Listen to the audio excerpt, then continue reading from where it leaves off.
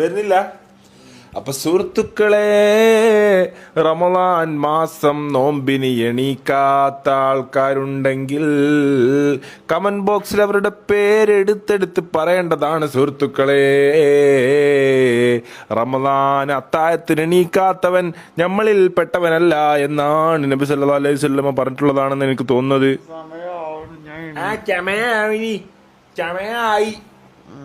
പോരി. സുഖം സുഖം സുഖം കൂടിയിട്ടാണ്, തണുപ്പ് കൂടിയിട്ടാണ്.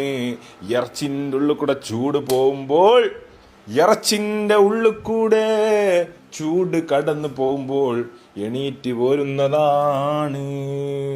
ഫാനില്ല, എ സി ഇല്ല, ലൈറ്റ് മാത്രമുണ്ട്.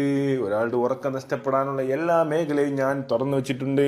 പോരുന്നേ, എനിക്ക് ടൈമില്ല എൻ്റെ അത്ര.